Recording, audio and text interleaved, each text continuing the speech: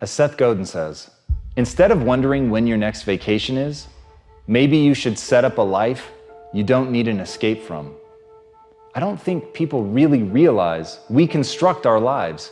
We build them from nothing. We decide what our goals are. We decide in what way to move. We decide who we're going to become and what we're going to get. But it's a decision. It's a process. It isn't something that somebody hands to you. And so if you find that your life is a misery, understand that your life is an exact reflection of your choices. And if you want a different life, you need only make a different choice. But I know right now, many of you are thinking, but I don't know what way to go. I don't know what choice to make. I don't know what it is that I want to do.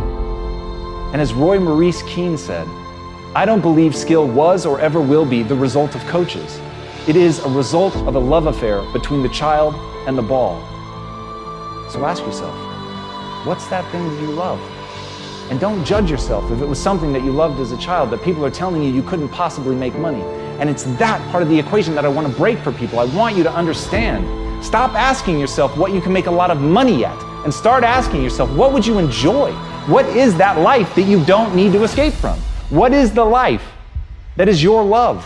What is the thing that as a kid you did, whether people wanted you to or not? What is the thing you would sneak out at night to do because you weren't going to be stopped from doing it? Everybody has something like that in their life. Some spark of interest, maybe long dormant, maybe that they've pushed aside because they think it's stupid. Or maybe they failed once and they think they're bad at it. And even though they love it, that sting of the failure has convinced them to stop pursuing it. But at the end of the day, the only thing that matters is what gives you that energy. At the end of the day, the thing that matters is what fills you with joy. At the end of the day, the only thing that matters, it's not success. And it sure as hell isn't money. It's how you feel about yourself when you're by yourself. It's the things that give you energy. It's what you think about yourself. It's how you react to the hard things. It's whether or not you push through.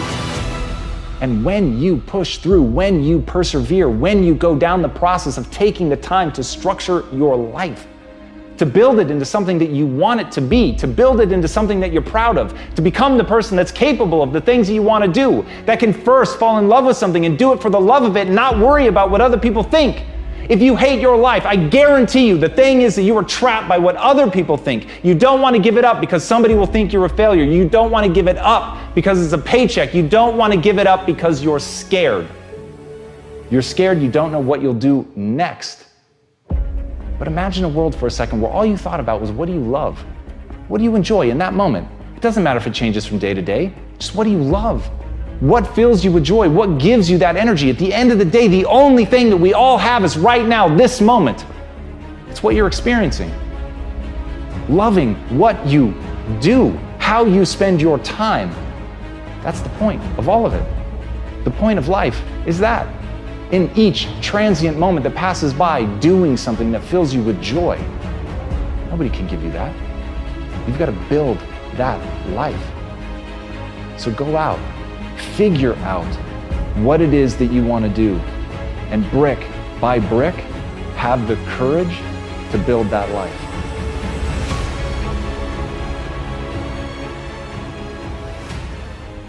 As Henry David Thoreau said, never look back unless you're planning to go that way.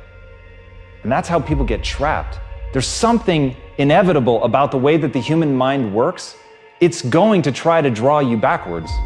It's going to try to get you to focus on the bad things that have happened. It wants you to see your mistakes.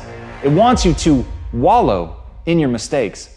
And I'll give it that maybe it has the best of intentions. Maybe its hope is that I don't repeat those mistakes.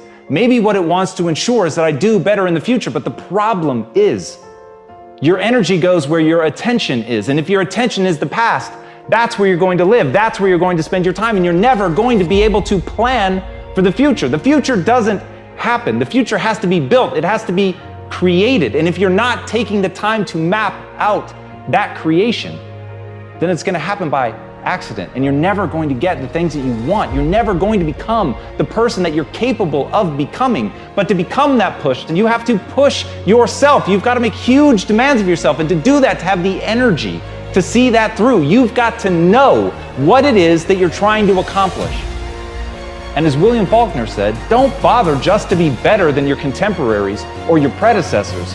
Try to be better than yourself.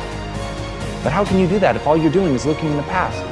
You've got to have an eye to the future. You've got to know who you are today. You've got to have the self-awareness, the presence, to look at yourself honestly, to accept what it is about yourself that is weak, that is inadequate, but without punishing yourself, without spending that time beating yourself up in the past, living there in the pain of what you got wrong, living there in the pain of all the things that have happened to you that were outside of your control that you didn't want.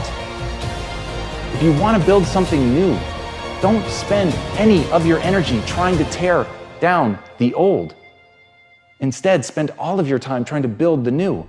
And that becomes the thing. It becomes the race against yourself. It becomes the race to see if you can make yourself better. You have a vision of who you can become, and you're constantly racing against that person. You're trying to become better than that person. You're trying to outperform your own expectations.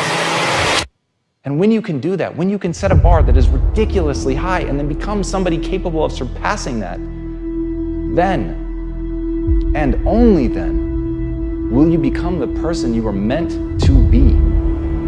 So put all of your time and energy into building you.